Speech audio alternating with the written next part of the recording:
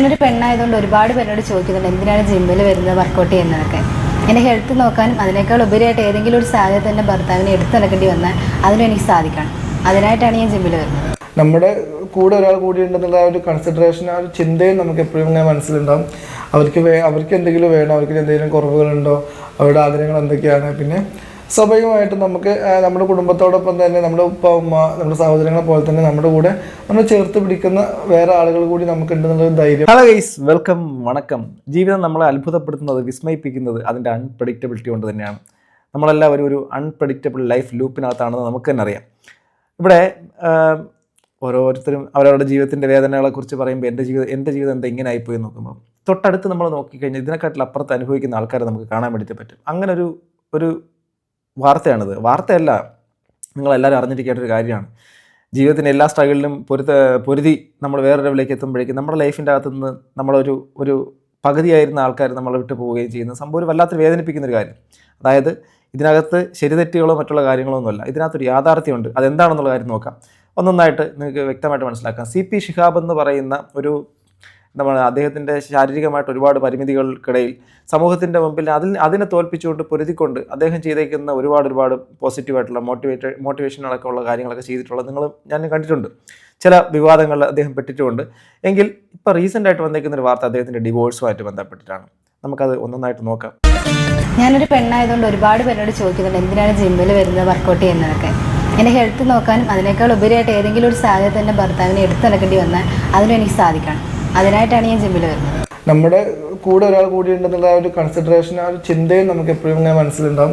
അവർക്ക് എന്തെങ്കിലും വേണോ, അവർക്ക് എന്തെങ്കിലും കുറവുകളുണ്ടോ, അവരുടെ ആഗ്രഹങ്ങൾ എന്തൊക്കെയാണ്. പിന്നെ സ്വാഭാവികമായിട്ടും നമുക്ക് നമ്മുടെ കുടുംബത്തോടൊപ്പം തന്നെ നമ്മുടെ ഉപ്പ ഉമ്മ നമ്മുടെ സഹോദരങ്ങളെ പോലെ തന്നെ നമ്മുടെ കൂടെ നമ്മൾ ചേർത്ത് പിടിക്കുന്ന വേറെ ആളുകൾ കൂടി നമുക്കുണ്ടെന്നുള്ളൊരു ധൈര്യം. അപ്പോൾ നിങ്ങളിപ്പോൾ കണ്ടതെന്ന് വെച്ച് കഴിഞ്ഞാൽ CP ഷിഹാബും അദ്ദേഹത്തിൻ്റെ പാർട്ട്ണറുമായിട്ടുള്ള, അദ്ദേഹത്തിൻ്റെ ജീവിത പങ്കാളിയുമായിട്ടുള്ള ഒരു വീഡിയോ ആണ്.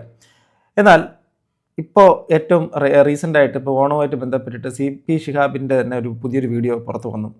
ഒരു അഭിമുഖം രീതിയിൽ എടുത്തേക്കുന്നൊരു വീഡിയോ ആണ്. അതിനകത്ത് അദ്ദേഹത്തിൻ്റെ ജീവിതത്തിൻ്റെ ഏറ്റവും വലിയ വേദനിപ്പിക്കുന്നൊരു മൊമെൻറ്റിലൂടെ കടന്നു പോകുന്നൊരു കാര്യം നമ്മുടെ മുമ്പിലേക്ക് പറയുന്നു. ഫാമിലിന്റെ വീഡിയോസ് ആയിരുന്നു കൂടുതൽ ഇട്ടോണ്ട്. അപ്പൊ അവിടെ നിന്ന് ഒരു ഗ്യാപ്പ് വന്നപ്പോൾ ഞങ്ങൾ എല്ലാവരും നോട്ട് ചെയ്തൊരു കാര്യമാണ് ഫാമിലി അല്ലെങ്കിൽ വൈഫ് അല്ലെങ്കിൽ മോള് എവിടെയെന്നുള്ളൊരു ക്വസ്റ്റ്യൻസ് ആണ് മോസ്റ്റ് ഓഫ് വീഡിയോയിൽ ഞങ്ങൾ കണ്ടിട്ടുള്ളത്. സ്വാഭാവികമായിട്ടും ആളുകൾക്ക് ചോദിക്കാനുള്ള അവകാശമുണ്ട്. കാരണം ചിലർ പറയും അവരുടെ പേഴ്സണൽ ലൈഫ് അല്ലെങ്കിൽ ഞാൻ ചോദിക്കുന്ന കാര്യങ്ങൾ പറയും. പക്ഷേ അങ്ങനെയല്ല, നമ്മൾ എല്ലാ കാര്യങ്ങളും നിങ്ങളുമായിട്ട് പങ്കുവെക്കുന്നത് കൊണ്ട് നമ്മുടെ ലൈഫിൽ പിന്നെ എന്തുകൊണ്ട് നമ്മൾ കാണുന്നില്ല എന്നുള്ളത് ചോദിക്കാനുള്ള അവകാശം ഓർക്കേണ്ടത്. സത്യം പറഞ്ഞാൽ ഏകദേശം 1-2 വർഷമായി നമ്മൾ ഫാമിലി ആയിട്ട് വ്ളോഗൊക്കെ ചെയ്തിട്ട് ഓരോ തിരക്കുകളായിരുന്നു, ഒരുപാട് കാര്യങ്ങളുണ്ടായിരുന്നു. നമ്മുടെ ലൈഫ് അങ്ങനെയാണ്. സത്യം പറഞ്ഞാൽ ഒരു അൺപ്രഡിക്റ്റബിൾ ആവുന്നതാണല്ലോ ലൈഫിന് ബ്യൂട്ടിഫുൾ ആക്കുന്നത്. അങ്ങനെ തോന്നാറില്ലേ? എല്ലാവരും പലപ്പോഴും കമന്റ് ചെയ്യുന്നത് നിങ്ങൾ ഡിവോഴ്സ്ഡ് ആണോ? അതെ. ഇപ്പോൾ വേറൊരു ഫോട്ടോഷൂട്ട്, അതേപോലെ നമ്മൾ ഒരുമിച്ച് ഫോട്ടോ ചെയ്ത സമയത്ത് അതിൽ കമന്റ് നമ്മൾ കൂടുതലും കണ്ടിട്ടുള്ളത് വൈഫ് എവിടെ എന്നുള്ള ഒരു ക്വസ്റ്റ്യൻ ആയിരുന്നു. അത് എനിക്കൊരു വലിയ പലപ്പോഴും തോന്നിയായിരുന്നു. ഒന്നാമത് ഇപ്പൊ നിങ്ങൾ ഗ്യാപ്പ് അങ്ങനെ ഒരു വീഡിയോസ് ഒന്നും കാര്യം കാണാത്തത് കൊണ്ട് പെട്ടെന്ന് ഫ്രെയിമിലേക്ക് ഞാൻ വരുമ്പോൾ ആരാന്നുള്ളൊരു അറിയാനുള്ള ഒരു ക്യൂരിയോസിറ്റി ആണ്. അത് മാത്രമല്ല, ഞാനൊരു ആക്ട്രസിന്റെ കൂടെ ഒരു വീഡിയോ ചെയ്തിട്ടുണ്ട്. അതുപോലെ ഫോട്ടോസ് ഇടുന്ന സമയത്തൊക്കെ അത് ചോദിക്കാറുണ്ട്, വൈഫ് അവിടെ പോയി പുതിയ ആളാണോ, വേറെ കല്യാണം കഴിച്ചെന്നൊക്കെ. മേ ബി ആക്ട്രസിനെ അറിയാത്ത ആളുകളായിരിക്കും ചോദിക്കുന്നത്. അല്ല, അത് അവിടെ ചോദിക്കുന്ന അവകാശം അവർക്കുണ്ടല്ലോ കാണുന്നത്. നമ്മൾ അവർക്ക് ഈ ഒരു കമന്റ് ബോക്സ് എന്ന് പറയുന്നത് തീർച്ചയായിട്ടും നിങ്ങളുടെ അഭിപ്രായങ്ങളും നിങ്ങളുടെ സംശയങ്ങളും ചോദിക്കാനാണ്. പക്ഷെ അവിടെ ഒരു കോംപ്ലിക്കേഷൻ ഉണ്ടാവുന്നത് നമ്മൾ തീരുമാനിക്കുന്നു ആണല്ലോ. അതായത് ഷാബ് ഡിവോഴ്സ്ഡ് ആണ് എന്ന് അവർ തീരുമാനിക്കുന്നു, അല്ലെങ്കിൽ ഷാബ് വേറെ കല്യാണം കഴിക്കും. നമ്മൾ ഒരുമിച്ച് വീഡിയോ ചെയ്യുന്ന സമയത്ത് നിങ്ങൾ വേറെ കല്യാണം കഴിച്ചാണോ എന്നാണ് ചോദിക്കുന്ന രീതിയിലേക്കുള്ള അവരുടെ ഡിസിഷൻ മേക്കേഴ്സ് ആകുമ്പോഴാണ് നമുക്ക് ലൈഫ് ബുദ്ധിമുട്ടായിട്ട് മാറുന്നത്. ഞാനും വൈഫുള്ള ആദ്യത്തെ വീഡിയോയിൽ ഞാൻ പറഞ്ഞ കാര്യം ഉണ്ടായിരുന്നു, ഞങ്ങൾക്ക് ഏറ്റവും സന്തോഷമുള്ള നിമിഷം നഷ്ടപ്പെട്ടാൽ ആ നിമിഷം ഞങ്ങൾ രണ്ടുപേരും നമ്മുടേതായിട്ടുള്ള ജീവിതങ്ങളിലേക്ക് മാറണം എന്നുള്ളത്. അത്തരം ഒരു സാഹചര്യത്തിലൂടെ തന്നെയാണ് ഇപ്പോൾ കടന്നു പോകുന്നത്. മോളെ ഏറ്റവും ഹാപ്പി ആയിട്ട് എൻ്റെ കൂടെ ഉണ്ട്. വൈഫും മോളെ വിളിക്കുന്നു, സംസാരിക്കുന്നു, അവൾ പഠനവുമായി ബന്ധപ്പെട്ട കാര്യങ്ങളൊക്കെ അവളും എൻഗേജ്ഡ് ആണ്. അതുകൊണ്ടാണ് നമ്മുടെ ജീവിതത്തിൽ കുറേ കാലമായിട്ട് നമ്മൾ ഒരുമിച്ചുള്ള ഫ്രെയിമുകളൊന്നും നിങ്ങൾ കാണാത്തത്. നിങ്ങൾ ഉദ്ദേശിക്കുന്ന പോലെ ഇപ്പോൾ ലീഗലി ഡിവോഴ്സ്ഡ് ഒന്നുമില്ല, അവിടെ ഉണ്ട്, മോളെൻ്റെ കൂടെ ഉണ്ട്. തീർച്ചയായും ഇപ്പോൾ ലീഗലി ഡിവോഴ്സ്ഡ് അല്ല. ഇപ്പോൾ വളരെ അധികം ഒരു സുദീർഘമായ ഒരു സംഭാഷണത്തിനൊടുവിലാണ് അദ്ദേഹം അത് പറയുന്നത്. ഇവിടെ അദ്ദേഹത്തിൻ്റെ വൈഫും കുഞ്ഞും അതോടൊപ്പം തന്നെ അദ്ദേഹത്തിൻ്റെ ആ ഒരു ഫാമിലി അറ്റ്മോസ്ഫിയറുള്ള വീഡിയോസ് ആയിരുന്നു വന്നിട്ടുണ്ടായിരുന്നത്. ഇപ്പോൾ അത് കാണാനില്ല. സ്വാഭാവികമായിട്ടും ഇങ്ങനെയുള്ള വീഡിയോസ് ചെയ്യുന്ന ആൾക്കാർക്ക് സ്വാഭാവികമായിട്ട് ഫാൻസ് കൂടും നിങ്ങൾക്കറിയാം. അതായത് ഫാമിലി വ്ളോഗേഴ്സിന് ഒരു പ്രത്യേകതരം ഒരു ഓഡിയൻസ് ഭയങ്കരമായിട്ടുണ്ട്, സപ്പോർട്ട് ചെയ്യുന്ന ആൾക്കാർ. അപ്പോൾ അത് കാണാത്തപ്പോൾ ചോദ്യം ചെയ്യും, ഇതെവിടെ പോയി എന്ന് ചോദിക്കും.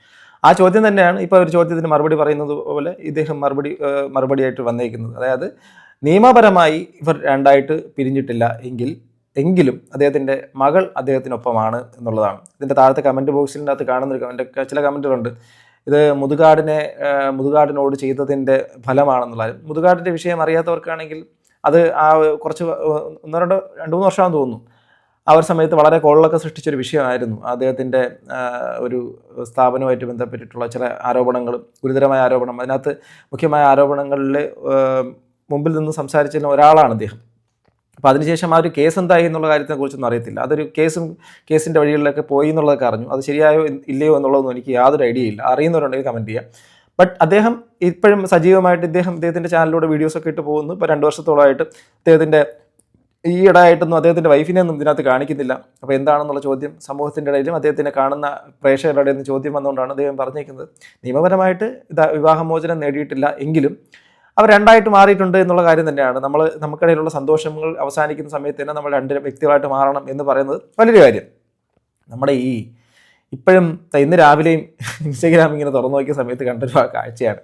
അതായത് സ്വർണത്തിൻ്റെ വില 80,000 കടന്നു എന്നുള്ളതാണ്. ഞാൻ ആ സമയത്ത് ഒരു റീല് ചുമ്മാ ചെയ്ത് വെച്ചിട്ടുണ്ടായിരുന്നു. ഇനി അടുത്ത കച്ചവടം ഉറപ്പിക്കാൻ വേണ്ടിയിട്ട് നമ്മൾ ഈ പശുക്കളെ ആടിനെയൊക്കെ നമ്മൾ ഈ കവലയിൽ വെച്ച് നമ്മുടെ ഈ ചന്തയിൽ പോയി വാങ്ങുമ്പം ഇതിന് 10,000 കൊടുക്കാം എന്നൊക്കെ പറയുന്ന പോലെ ഇനി ഒരു പെണ്ണിനെ വിൽക്കാൻ വേണ്ടിയിട്ട് വയ്ക്കുന്ന സമയത്ത് അതിന് ചിലപ്പോൾ ഗോൾഡ് പണ്ടൊക്കെ ആണെങ്കിൽ 50 പവനും ഒരു കാറും എന്നൊക്കെയുള്ള സെറ്റപ്പൊക്കെ മാറിയിട്ട് ഇനി ഒരു 25 ലക്ഷം രൂപ, ഇനി ഒരു 50 ലക്ഷം രൂപ എല്ലാം കൂടെ ചേർത്ത് ഒരു 50 ലക്ഷം രൂപ ആസ്തിയുടെ വാല്യൂ മാറിക്കൊണ്ടിരിക്കുമ്പോൾ ഇപ്പോൾ 1 ലക്ഷം രൂപ എന്ത് ചെയ്യും? 10 പവൻ സ്വർണ്ണം എടുത്താൽ 10 ലക്ഷം രൂപയാവും. സാധാരണ അതിൽ 10 പവനാണോ എന്ന് ചോദിക്കുന്ന പോലെ ഇനി 10 പവൻ കുറച്ച് നാൾ കഴിയുമ്പോഴേക്കും 10 പവൻ എന്നുള്ള സാധനം 10 ലക്ഷം രൂപയ്ക്ക് 10 ലക്ഷം രൂപ ഓരോ പവനും. അങ്ങനെ വരുമ്പോഴേക്കും വാല്യൂ മാറുന്ന സമയത്ത് ഇനി അടുത്ത് നമ്മളെ മൊത്തത്തിൽ വരുമ്പോഴേക്കും റുപ്പീസിൻ്റെ കണക്കിലേക്ക് വരും. ഒരു സ്ത്രീയുടെ വിൽപ്പനയ്ക്ക് വയ്ക്കുന്ന സമയത്ത് ആ കച്ചവടത്തിന് വയ്ക്കുന്ന ഒരു പരിപാടി. കഷ്ടപ്പെട്ട് ഈ വീട്ടുകാർ മക്കളെ നന്നായിട്ട് കെട്ടിച്ചയക്കാൻ വേണ്ടിയിട്ട് സത്യം പറഞ്ഞ സമൂഹത്തിൻ്റെ ഒരു കൾച്ചറിൻ്റെ ഒരു ഭാഗമായിട്ടോ സമൂഹത്തിൻ്റെ മൊത്തത്തിലൊരു പൊതുബോധത്തിൻ്റെ ഭാഗമായിട്ടോ സൃഷ്ടിക്കപ്പെട്ടൊരു സാധനം മാത്രമാണ് ഈ ഒരു മെറ്റൽ ഗോൾഡ്. ആ ഒരു സാധനം അതിലൂടെ കല്യാണം ഓക്കെ അത് ചെയ്യട്ടെ കേട്ടോ, ചെയ്യുന്നവർ ചെയ്തേട്ടെ, ഞാൻ അതിനൊന്നും പറയുന്നില്ല. പക്ഷേ സ്ത്രീ ധനമായിട്ട് മാറുമ്പോൾ അതായത് അവരുടെ ഇഷ്ടമുള്ളത് കൊടുക്കുന്നതിനപ്പുറം ആ ഒരു സാധനത്തിന് ഇത്ര വാല്യൂ ആണ് ഒരു പെണ്ണിനെന്നുള്ള വില വയ്ക്കുന്ന സമയത്ത് അതൊരു ബുദ്ധിമുട്ടുള്ള കാര്യമാണ്. അല്ലാതെ സ്വന്തം മകൾക്ക് വേണ്ടിയിട്ട് ആ ഒരു കഷ്ടപ്പെട്ടുണ്ടാക്കിയത് കൊടുക്കുന്നതിന് എന്താ തെറ്റ്? ഒരു പ്രശ്നമില്ല.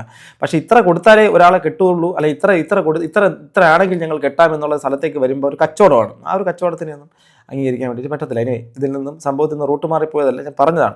അതുകൊണ്ട് തന്നെ ഇദ്ദേഹത്തിൻ്റെ പാർട്ണറുമായിട്ട് നല്ല മൊമെൻറ്റ്സ് നഷ്ടപ്പെട്ടുവെങ്കിൽ രണ്ടായിട്ട് മാറുകയും ജീവിതത്തിൻ്റെ അത് നമുക്ക് പറ്റാത്തൊരു സാഹചര്യം വന്നു കഴിഞ്ഞാൽ അതിന് ഇറങ്ങിപ്പോവുകയും ചെയ്യുക, മറ്റൊരു ജീവിതം തേടുക, അതിനുശേഷം സൗഹൃദങ്ങൾ ഈ ഒരു ബന്ധങ്ങളിൽ നിന്ന് സൂക്ഷിക്കുക, അതൊക്കെ ചെയ്യാമെന്ന് പറയാം. ശത്രുക്കളാവേണ്ട കാര്യമൊന്നുമില്ല. ഇക്കാര്യം നല്ല തീരുമാനങ്ങളൊക്കെ നല്ല സന്തോഷത്തിലേക്ക് എത്തിക്കട്ടെ. ഞാനും പ്രേക്ഷകരും തീർച്ചയായും പ്രാർത്ഥിക്കാം. അപ്പോൾ ഞാൻ കാര്യം ചോദിക്കട്ടെ. ഓക്കെ, നമുക്ക് ഇപ്പം ഷാബ് ഖാന്റെ ലൈഫിൽ സംഭവിച്ച കാര്യങ്ങളൊക്കെ ഒരു ലൈഫ് സ്റ്റോറി പോലെ ഞങ്ങൾക്ക് എല്ലാവരും കാണാനുള്ള ചാൻസ് ഉണ്ടോ? ഒരു ആത്മകഥയൊക്കെ പോലെ ഒരു വെബ് സീരീസ് ഒക്കെ പോലത്തെ നമുക്ക് എല്ലാവർക്കും കുറെ സംഭവങ്ങളൊക്കെ ഉണ്ടായിട്ടുണ്ട്. തീർച്ചയായിട്ടും ഞാൻ എന്റെ ജീവിതത്തിലെ എന്റെ ഒരു ഡേ മൈ ലൈഫ് ഒക്കെ ഞാൻ അപ്ലോഡ് ചെയ്യുന്ന സമയത്ത് നല്ല രീതിയിൽ ആളുകൾ ആഗ്രഹിക്കാറുണ്ട്, നല്ല മില്യൻസ് ഒക്കെ വ്യൂസ് വരാറുണ്ട്. അപ്പം അത് നിങ്ങളുടെ ജീവിതത്തിന്റെ ഒരു ചെറിയൊരു 0.1% മാത്രമാണ് അതൊക്കെ. അപ്പോൾ ഞാൻ ജീവിതത്തിലൂടെ കടന്നു പോയ സ്ട്രഗിൾ, എന്റെ ലൈഫ്, എന്റെ മാരേജ്, അതിന് ശേഷമുള്ള ജീവിതം, എന്റെ ഒരു ലൈഫ് സ്റ്റോറി തീർച്ചയായിട്ടും അങ്ങനെ ആളുകളിലേക്ക് ഒരു ഇൻസ്പയർ ചെയ്യുമെങ്കിൽ ഒരാളെങ്കിലും അപ്ലോഡ് ഇൻസ്പയർ ആവുമെങ്കിൽ നല്ലതാണെന്ന ഉദ്ദേശത്തോടെ ഞാൻ ചെയ്യാൻ ആഗ്രഹിക്കുന്നുണ്ട്. ഒരു കഥ പോലെ എന്റെ ജീവിതം. അപ്പോൾ തീർച്ചയായിട്ടും ഞാനിപ്പോൾ പറയാൻ വിട്ടുപോയ എന്തെങ്കിലും കാര്യങ്ങളുണ്ടെങ്കിൽ അവിടെ തീർച്ചയായിട്ടും നിങ്ങൾക്ക് കാണാൻ പറ്റുന്നതാണ്. അപ്പോൾ അതിലൊരിക്കലും എന്റെ ഒറിജിനൽ ഭാര്യയോ മകളൊന്നും ആയിരിക്കില്ലല്ലോ, അത് സ്റ്റോറിയാണ്. പിന്നെ എന്റെ ഒരു ഫിസിക്കൽ കണ്ടീഷൻ വെച്ചിട്ടുള്ള കഥകളായതുകൊണ്ട് വേറെ ആളെ കൊണ്ട് ചെയ്യിപ്പിക്കാൻ പറയുന്നത് പോസിബിൾ അല്ല, ഞാൻ അതിന് ചെയ്യേണ്ടി വരും. അപ്പോൾ അങ്ങനെ ഒരു സ്റ്റോറി നമ്മൾ പ്ലാൻ ചെയ്യുന്നുണ്ട്. നമുക്ക് നല്ല ചെയ്യാൻ ആഗ്രഹമുള്ള ആളുകൾ വരുമ്പോൾ തീർച്ചയായിട്ടും നമുക്ക് ചെയ്യാം. അദ്ദേഹത്തിൻ്റെ ലൈഫ് സ്റ്റോറീസൊക്കെ അദ്ദേഹം ഒരു വീഡിയോ ആയിട്ടൊക്കെ മാറ്റുന്നു. അതൊരു ആത്മകഥ പോലെയൊക്കെ സംഭവം പബ്ലിഷ് ചെയ്യാൻ വേണ്ടിയിട്ട് ശ്രമിക്കുന്നുള്ളതായിരുന്നു നല്ല കാര്യം. അത് വെച്ചാൽ ഇപ്പം ഇതേ അവസ്ഥയിലൂടെ കടന്നു പോകുന്ന ഒരുപാട് ആൾക്കാർ സമൂഹത്തിനകത്തുണ്ടാകും. സ്വാഭാവികമായിട്ട് അദ്ദേഹത്തിൻ്റെ ഈ ഒരു പരിമിതിക്കകത്ത് നിന്നുകൊണ്ട് അദ്ദേഹം ചെയ്യാൻ വേണ്ടി ശ്രമിക്കുന്ന കാര്യങ്ങൾക്ക് എന്തുമാത്രം ബുദ്ധിമുട്ടുകൾ ദൈനംദിനമായിട്ട് ശാരീരികമായിട്ടൊക്കെ അനുഭവിക്കേണ്ടി വരും എന്നുള്ള കാര്യം നമുക്ക് മനസ്സിലാക്കാൻ വേണ്ടിയിട്ട് പറ്റും. സോ ആ ഒരു വ്യക്തി അദ്ദേഹത്തിൻ്റെ ലൈഫിൻ്റെ ഒരു നല്ല മൊമെൻറ്റ്സൊക്കെ തീർച്ചയായിട്ടും സമൂഹത്തിൻ്റെ മുമ്പിലേക്ക് കൊണ്ടുവരട്ടെ. വളരെ നല്ല കാര്യം. പിന്നെ ഞാൻ ഈ ഒരു ചാനൽ കണ്ടപ്പം വീണ്ടും എനിക്ക് ഒരു ഞെട്ടലുണ്ടാക്കിയെന്ന് വെച്ചാൽ, ഞെട്ടലല്ല, അത് ഒരു മ്യൂച്വൽ റെസ്പെക്റ്റ് ആയിരിക്കാം. കാരണം ഇതിനകത്ത് ഇപ്പോഴും അദ്ദേഹത്തിൻ്റെ ആ ഒരു പങ്കാളിയുമായിട്ടുള്ള വീഡിയോസ്, അതിൻ്റെ ഷോർട്സ് ഇതൊക്കെ ഇതിനകത്ത് അവൈലബിൾ ആണ്. അതൊന്നും ഒഴിവാക്കിയിട്ടിട്ടില്ല. അതൊക്കെ നല്ലൊരു കാര്യമായിട്ട് എനിക്ക് തോന്നി. കാരണം അങ്ങനെ ഒരു ശത്രുതാ സെറ്റപ്പിലോട്ടൊന്നും അവർ പോയിട്ടുള്ളതായിട്ടൊന്നും തോന്നില്ല.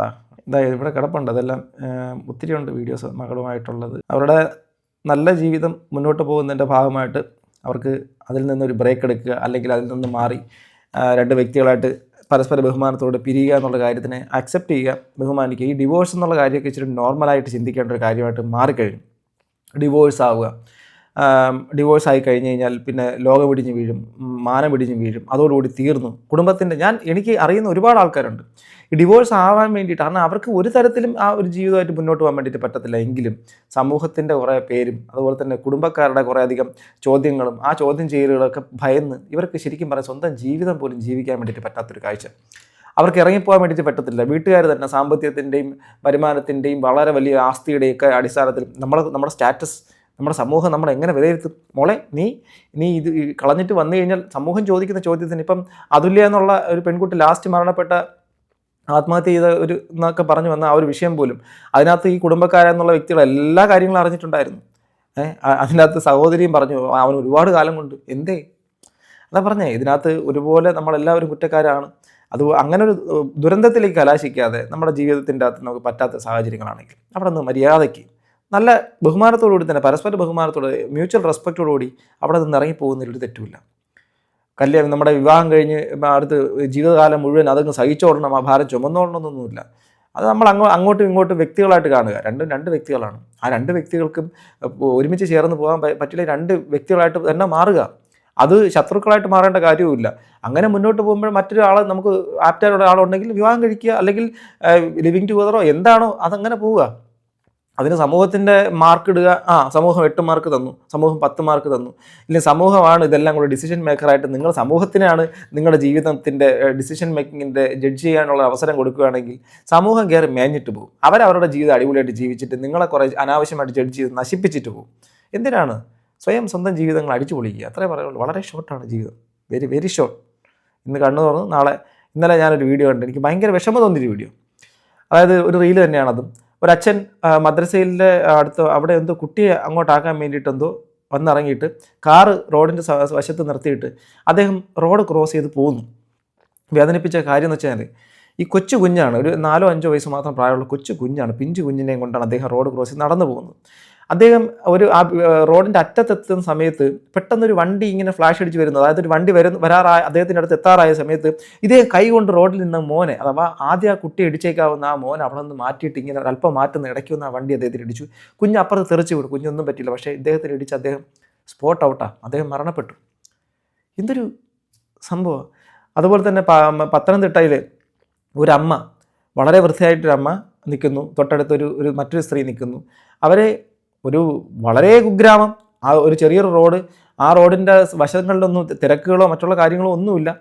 അവിടെ എന്താ പറയുക, അവിടെ ഒരു അപകടം നടക്കാൻ ഒരു സാധ്യതയില്ല. എന്നിട്ടും ആ റോഡ് വിട്ട് ഒരുപാട് ദൂരെയുള്ള ഒരു കടയുടെ ചുവട്ടിൽ ഒരു മുൻവശത്ത് നിൽക്കുന്ന ഇവരെ ഒരു വാഹനം, ഒരു വണ്ടി നിയന്ത്രണം വിട്ട് വന്ന് ഇവിടെ നിന്ന് ഇത്രയും ദൂരം നിന്ന് അവരെ ചെന്ന് ഇടിച്ച് ആ അമ്മയെ കൊന്നു. അതാ പറഞ്ഞ തുടക്കത്തിൽ ഞാൻ പറഞ്ഞ ജീവിതം ഒരു അൺപ്രഡിക്റ്റബിൾ ലൂപ്പാണ്. നമ്മൾ കരുതി വയ്ക്കുന്നത് നമ്മൾ നാളെ എന്ന് പറഞ്ഞ് ചെയ്യാമെന്ന് ചിന്തിക്കുന്ന ഒരു കാര്യത്തിനും പ്രസക്തിയില്ല, അപ്രസക്തമാണ് ഇന്ന് ഈ നിമിഷം. ഈ നിമിഷം നിങ്ങൾ ജീവിച്ചില്ലെങ്കിൽ നിങ്ങൾ ചെയ്യുന്ന ഏറ്റവും വലിയ മണ്ടത്തരമാണ് നിങ്ങൾ ഈ നിമിഷം ജീവിക്കുക. വേദനിച്ചുകൊണ്ട് ഇന്നലകളിൽ ആലോചിച്ചുകൊണ്ട് വിഷമിച്ച് നടക്കാനാണെങ്കിൽ നിങ്ങൾ ജീവിതത്തിനോട് നിങ്ങളോട് ചെയ്യുന്ന ക്രൂരതയാണ്. ഈ നിമിഷം ഇപ്പോൾ മുതലെങ്കിലും ജീവിക്കാൻ ശ്രമിക്കുക. എനിക്കത്രേ പറയാനുള്ളൂ. ഞാൻ ഓരോ വീഡിയോ ചെയ്യുന്ന ഒരു റിയാക്ഷൻ വീഡിയോ ആയിട്ടല്ല, ഞാൻ ഓരോ വീഡിയോ ചെയ്യുന്ന ഓരോ അനുഭവങ്ങളും എനിക്ക് തന്നെ മനസ്സിലാക്കാൻ വേണ്ടിയിട്ട് പറ്റുന്ന ഓരോ പുസ്തകങ്ങൾ പോലെയാണ്. അത് വായന തന്നെയാണ്. ആ വായനയെക്കാട്ടിലും മെച്ചപ്പെട്ടതാണ് ജീവിതങ്ങൾ അടുത്തറിയുന്നത്. അത് അങ്ങനെയാണ് ഞാൻ ഈ കാണുന്നത്. അതുകൊണ്ട് തന്നെ നിങ്ങൾക്കൊക്കെ നമുക്ക് ഇതിൽ നിന്ന് ഒരുപാട് പഠിക്കാനുണ്ട്. ആ പഠനം നിങ്ങൾക്ക് ഉപകാരപ്പെടട്ടെ. CP ഷിഹാബ് അദ്ദേഹത്തിൻ്റെ മുൻ പങ്കാളിയും, അല്ലെങ്കിൽ ഇപ്പം നിലവിൽ എന്തായാലും ലീഗലി അവർ ഡിവോഴ്സ്ഡ് അല്ല, എങ്കിലും അവർക്ക് നല്ലത് വരട്ടെ, ആ കുഞ്ഞിന് നല്ലത് വരട്ടെ. ഈ ഡിവോഴ്സ് എന്നുള്ള കാര്യം ജീവിതത്തിൻ്റെ ഒരു എൻഡായിട്ട് ആരും കാണുകയും വേണ്ട. വലിയൊരു ജീവിതം മുന്നോട്ട് കിടപ്പുണ്ട്, ജീവിക്കുക. നിങ്ങളുടെ അഭിപ്രായം കമന്റ് ബോക്സിൽ അടുത്തൊരു വീഡിയോ കാണുക. ബൈ.